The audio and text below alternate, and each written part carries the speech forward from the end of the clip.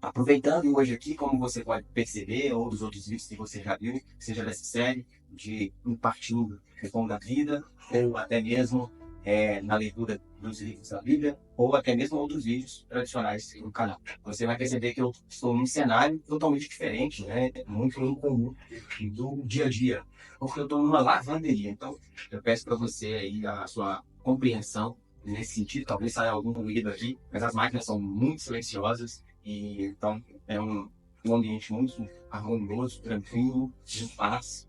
E, eu mesmo sou suspeito a dizer desses modelos de lavanderia que já há tantos anos, toda vez que eu estou numa cidade, uma das coisas que eu sempre busco descobrir é se tem uma desse modelo de lavanderia. Então vamos dar continuidade à leitura do livro de São Mateus. Hoje nós vamos para o capítulo 2. Se você está chegando nesse vídeo pela primeira vez, ou nesse canal pela primeira vez, eu te convido a assistir desde o primeiro capítulo. Lá, tá bem fresco, foi recente. Eu publiquei aqui no canal a leitura do capítulo 1 do livro de São Mateus.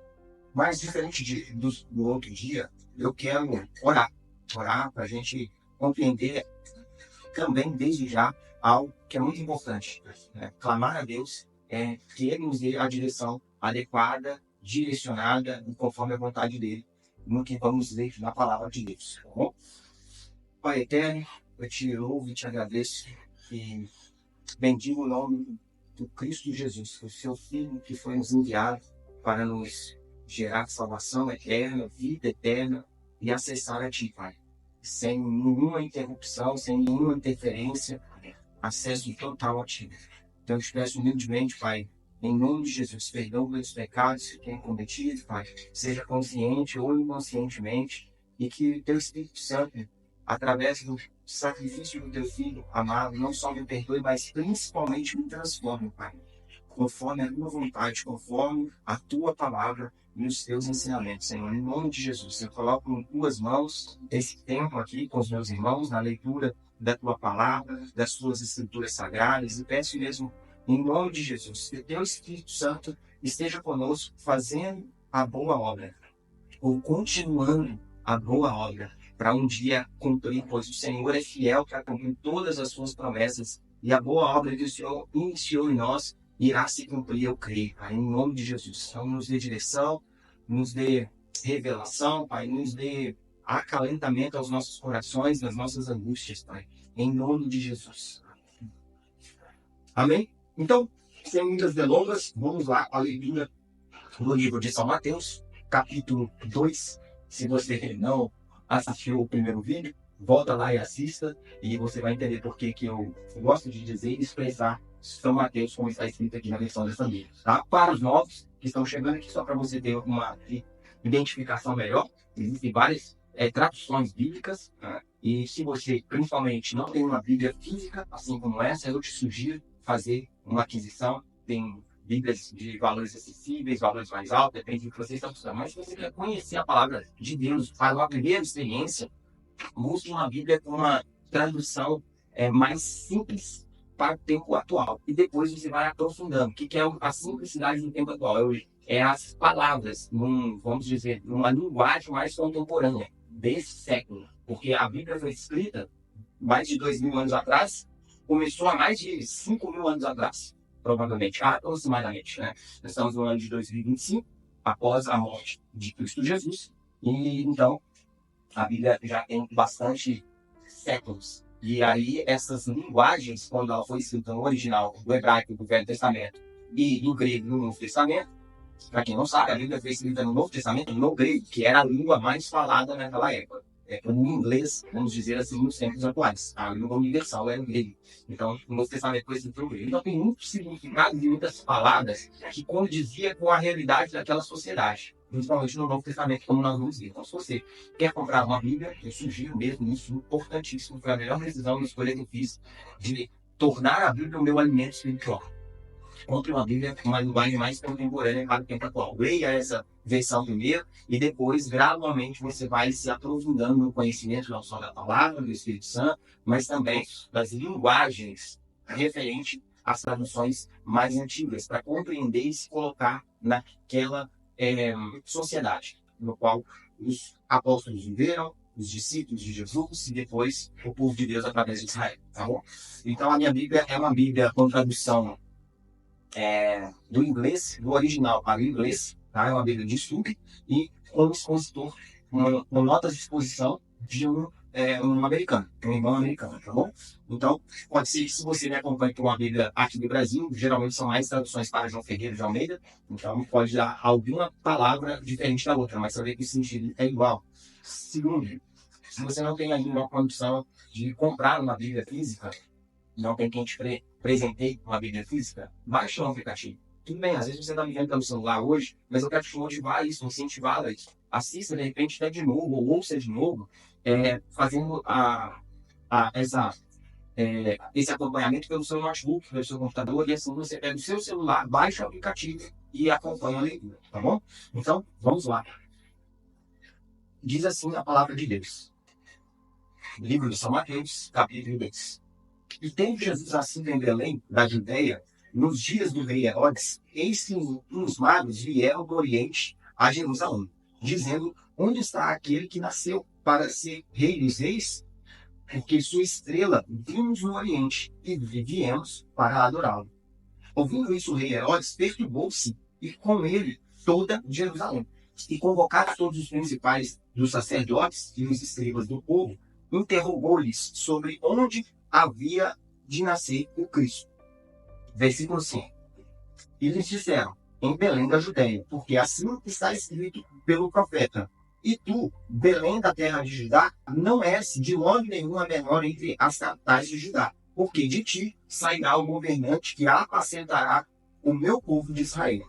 Então Herodes, chamando secretamente os magos, inquiriu deles diligentemente acerca do tempo em que a estrela lhes aparecera, e enviando-os a Belém, disse: ide e perguntai com diligência pelo menino, e encontrando-o, me avise, para que eu vá e também o adore. E tendo eles ouvido o rei, partiram, e eis que a estrela que tinham visto no Oriente iam adiante deles, até que chegando, se deteve sobre o lugar onde estava o menino. Versículo 10. Quando viram a estrela, regozijaram-se sobremaneira com muito grande gozo. E entrando na casa, viram o menino com sua mãe Maria, e prostrando-se, o adoraram, e abrindo seus tesouros, lhe ofertaram dádivas, ouro, incenso e mirra. E sendo por divina revelação avisados em sonhos, para que não voltassem para junto de Herodes, partiram para sua terra por outro caminho. Só uma observação aqui, já que nesse capítulo já é um pouco extenso. Daqui em diante nós vamos começar a ver capítulos mais extensos, com maiores histórias sobre a vida real de Jesus Cristo quando nasceu.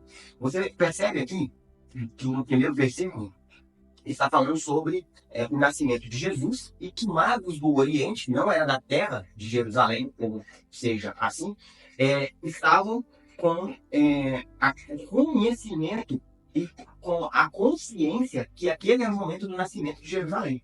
Por que que eles sabiam disso? Por causa de uma estrela. Eles estudaram, né, a astrologia, tá? Naquela época, eles já faziam estudos, eles eram da terra de Babilônia, que futuramente a gente vai ver isso aqui em outros livros da Bíblia, e eles souberam que era o tempo do nascimento de Jesus através dessa estrela. E aí eles decidiram partir em busca de encontrar o ponto exato onde a estrela estava apontando. Só que para eles chegarem a esse local, eles tinham que entrar em Jerusalém. E como era costume na sociedade daquele tempo, quando você ia entrar numa nova nação, como hoje a gente faz, por exemplo, a solicitação de um visto, eu que estive em outros países, você tem que dar entrada no visto, ou se o país tem acordo de diplomacia, etc., você tem que informar através do seu passaporte, pedir essa autorização de entrada.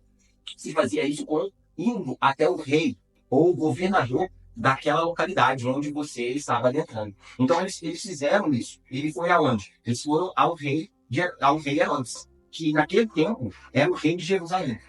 E aí, quando eles se informaram por que eles estavam lá, o rei se surpreendeu, mas ao mesmo tempo ele ficou afligido, porque ele pensou: como esses homens estão buscando um menino que nasce que se torna rei, sendo que eu não fui pai, por exemplo. Tá? E aí ele se afligiu, porque ele temeu perder o trono. E não só perder o trono, o seu governo, mas a sua descendência, os seus filhos. E aí ele chamou os sábios. Naquela época era muito comum. Os sacerdotes, os sábios, os reis tinham pessoas que serviam no seu reinado que faziam esses papéis de estudar a história e tudo, mas para que ele governasse conforme o conhecimento que lhe era possível, através, seja de escravos que faziam isso, inclusive quem orientou esses magos lá atrás, vocês vão ver que era através de escravos, de certa forma, que eles adquiriram esse conhecimento. E aí, eles, com os sacerdotes, após ler alguns pergaminhos, que assim era os livros daquela época, encontraram essa profecia do versículo 6, que falava do nascimento de Jesus Cristo, ou do Rei Salvador, que ia apacentar o povo de Israel. E aí ele fez, entre aspas, uma sugestão, mas que era uma armadilha para os magos. Que já que ele não sabia onde, ele pressupôs que esses magos saberiam onde era, devido ao que eles estavam tão convictos. Ele falou, olha, vocês vão, descobrem onde, é como se ele estivesse falando, descobrem onde esse menino está, porque depois eu quero ir lá e adorar. Mas na realidade, ele tinha outras intenções do que ele adorar esse menino. Tá? Então, vamos dar sequência aqui. Versículo 13. E tendo ele se retirado, eis que o anjo do Senhor apareceu a José em sonhos. Perdão, antes de eu continuar. Você percebe que no finalzinho aqui dessa primeira parte do capítulo 2, eles, os próprios magos, após encontrar o menino Jesus, que havia nascido com Maria e José, eles tiveram um sonho, uma revelação divina. O próprio Deus se revela a esses homens. Ou seja, como Deus se revela a homens que aparentemente não seguiam a mesma fé que o povo de Israel, pelo coração puro, pela intenção do seu coração genuína. Porque a intenção genuína do coração não se dá pela nossa falta de pecado, ou por sermos, entre aspas, santos e perfeitos, e adorar a Deus, não propriamente só isso. Não, é a intenção genuína de encontrar a Deus, um desejo no nosso coração de encontrar com esse Deus que é vivo e eterno. E esses homens que daquela época eram magos, eles tinham essa intenção. Eles tinham essa intenção de adorar e reconhecer esse que nascera, que é o filho do próprio Deus. Então, Deus revela, sabendo o coração do rei Herodes, revela para esses homens em sonho que eles não deveriam voltar pelo caminho que vieram, e informar ao rei Herodes quem era o menino e onde esse menino estava. Então, sigamos. Versículo 13. Então, eles se retirando, eis que o anjo do Senhor apareceu a José em sonhos. José, como vimos no capítulo 1, é o pai, é o padrasto, né? Aquele que Deus confiou a responsabilidade de educar o próprio filho dele, como um homem encarnado nessa terra. José em sonhos, e disse, levanta-te, toma o menino e sua mãe, e vai para o Egito, e fique lá até que eu te diga, porque há de acontecer que Herodes procurará o menino para o matar. E tendo se levantado, tomou o menino e sua mãe de noite e foi para o Egito, e esteve lá até que a morte de Herodes, para que se cumprisse o que foi dito da parte do Senhor pelo profeta, que disse, do Egito chamei o meu filho. Então aqui, irmãos, já fazendo as observações pessoais aqui para vocês compreenderem. José, com essa pureza de entrega e de adoração a Deus, ele recebe uma revelação no próprio Pai Eterno, no próprio Deus vivo, em sonho, logo em seguida da partida desses outros homens que reconheceram Jesus, o filho dele, no caso não só de Deus, mas também o padrasto José, que iria ser responsável, o tutor, por educar Jesus, seguindo os caminhos da palavra do próprio Deus. E aí, de madrugada, ele já decide levantar e sair daquela terra. Versículo 16 em diante, então. Herodes, então, vendo que tinha sido iludido pelos magos, zangou-se muito e ordenou que fossem mortos todos os meninos da idade de 2 anos abaixo que havia em Belém, e em todos os seus termos, segundo o tempo que diligentemente inquirira dos magos. Então se cumpriu o que foi dito pelo profeta Jeremias, que é um outro livro da palavra, que diz, em Ramá foi ouvida a voz de grande lamentação, choro e grande pranto. Raquel chora pelos seus filhos, não querendo ser consolada porque já não existiam. E aí, meus irmãos, houve aqui uma das maiores, vamos dizer assim, chacinas humanas e da nossa mazela, do nosso excessivo humanismo.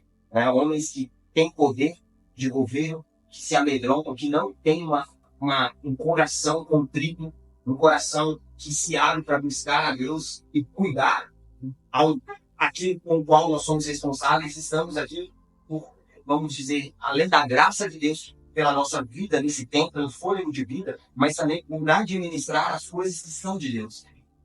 As coisas deste mundo e os filhos de Deus, seja aqueles que são revelados e aqueles que não são revelados. Quem são os filhos revelados, Lucas? Aqueles que reconhecem Jesus Cristo como único Senhor e Salvador. E assim acessam um Pai, porque a própria palavra de Deus vai nos dizer isso, que só vai conhecer o Pai aquele que reconhecer o Filho. Esses são os filhos revelados. E assim, Jesus Cristo, como nós vamos ver nesses capítulos de leitura, ele nos deu acesso ao Pai direto. E quem são os filhos que não são revelados? Porque Jesus, através desse ato, ele nos permite não só conhecer o Pai, mas nos tornarmos família, por adoção, fazer parte da família dele. E os filhos não revelados, assim, então, porque mesmo que as pessoas pensam assim, Lucas, mas por que você fala filhos não revelados? Eu sei que muitos, até irmãos com responsabilidades maiores do que eu tenho nessa vida, até aqui, eles dizem que só é filho aquele que reconhece a Cristo Jesus. Mas eu estou falando aqui, buscando pensar cada vez mais e vejo cada vez mais o agir do Espírito Santo de Deus na minha vida nesse sentido, com os olhos de Jesus. Eu não estou falando de Cristo ainda ressuscitado, como Filho revelado para todos aqueles que não tinham dúvidas que ele era o Filho de Deus. Mas eu estou falando aqui como o Jesus homem. Porque quando Jesus tinha as decisões que tomar, ou viver o ministério que ele viveu, cumprir a vontade do Pai, ele não enxergava as pessoas que não acreditavam nele como criação apenas. Ele enxergava como irmãos. Ele só precisava, ou seja, essa pessoa que não reconhecia, de experiências. E ele tinha um papel muito importante, um papel de irmão mais velho, que ele tem ainda, que ele é o primogênito. Ele deixou de ser um unigênito para se tornar um primogênito. Então, por isso que eu digo, filhos não revelados, porque estes ainda não sabem quem é o Pai, mas eu, como filho mais velho, ou seja, não como Jesus inteiramente, porque Jesus é único, mas ele nos ensinou o caminho para sermos como ele. Então, me torno mais velho é no sentido de mais tempo com experiência com o Pai e com o Filho primogênito, que é Jesus Cristo que nos enviou o Espírito Santo. Então, por isso que esses que eu digo que são filhos não revelados são todos aqueles que ainda não sabem quem é Deus. Quem é Cristo Jesus? Jesus Cristo, o Filho de Deus que foi enviado à Terra para nos gerar salvação e acesso ao Pai. Mas sigamos aqui, nós vamos ter muitas outras oportunidades e tempos para falar sobre essas experiências que o Espírito Santo tem me feito, permitido e um privilégio de viver. Porque por mais que seja muito duro e difícil, não é fácil, mas esse amor nos encharca, nos enche de uma forma de dentro para fora que é inexplicável. E eu amar as pessoas, uma coisa é você amar as pessoas como Jesus amava a todos, tanto que ele amou de tal maneira as pessoas, amou de tal maneira o mundo, e as pessoas que estavam no mundo, que enviou o seu único filho. Então, uma coisa é eu amar as pessoas, outra coisa é eu amar o pecado dela. Então, Jesus amava os pecadores, mas ele não amava os seus pecados. Isso é diferente. Isso é diferente, nós precisamos compreender isso. Então, aqui seguindo, até do 16 ao 18 já mostra o quanto homens que não têm esse coração em Deus, não entendem o amor, a reciprocidade, a compaixão, de se entregar a Deus de uma forma que não só ele viva bem plenamente, mas ele consiga viver melhor ainda com aquilo ou sobre as pessoas que Deus o permitiu, né, a, vamos dizer, exercer um governo, ou as pessoas que ele permitiu a nós liderarmos. E um coração de um homem que não reconhece, às vezes ele comete temeridade como essa. A gente precisa pensar nisso, muitas vezes. Então, aqui no versículo 19 em diante, diz assim: morto Herodes, então eis que um anjo do Senhor apareceu num sonho a José no Egito. Novamente, um sonho. Deus vai até José em sonho para revelar para ele que já não havia Herodes livre. dizendo, 20 em diante, levanta-te, toma o menino e sua mãe e vai para a terra de Israel, porque já morreram os que procuravam a morte do menino. Então ele se levantou, tomou o menino e sua mãe e foi para a terra de Israel. E ouvindo que Arquelau reinava na Judéia em lugar de Herodes, seu pai, teve receio de ir para lá. Mas, advertido em sonhos por divina revelação, foi para as regiões da Galileia e chegou e habitou numa cidade chamada de Nazaré, para que se cumprisse o que fora dito pelos profetas. Ele será chamado Nazareno. Nazareno. De novo, versículo 23, para fecharmos. E chegou e habitou numa cidade chamada de Nazaré, para que se cumprisse o que fora dito pelos profetas. Ele será chamado Nazareno. Como é fantástico a história de Jesus e a palavra de Deus, irmãos. E como eu já fiz bastante entre linhas nessa leitura de hoje, compartilhando com vocês, pense nisso. Pense na grandiosidade que é esse Deus que criou tudo, todas as coisas que estamos vendo, nos deu toda a capacidade através do nosso conhecimento que podemos desenvolver. Porque se você tem essa tecnologia diante dos teus olhos, se eu posso fazer o que eu estou fazendo, é porque foi Deus que nos criou e nos permitiu chegar a esse nível de conhecimento, de tecnologia.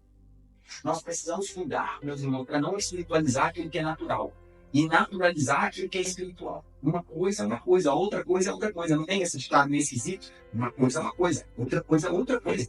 Então, nós precisamos entender, mas ver o óbvio, buscar enxergar o óbvio, a grandiosidade de tudo que há no planeta Terra, de tudo que Deus fez, de tudo que Ele nos ama e nos permite viver. E aí Ele enviou o único filho dele, o único filho geneticamente dele, para nascer de uma mulher, assim como nós, naturais, falhos e pecadores. Mas escolheu também não só essa mulher pura, não só de questões sexuais, mas pureza do seu coração, da sua inteireza de adorar a Deus, de servir a Deus nos seus propósitos, seguir os seus mandamentos em obediência. Mas também a José para educar esse menino, essa criança. E como eu falei no capítulo 1, José, ele teve que reconhecer um menino como Senhor dele. E ele ia educar esse menino. Então pense nisso. Eu deixo com vocês aqui essa palavra de hoje e sigamos adiante nos próximos capítulos. Tá bom? Um grande abraço e um beijo no seu coração.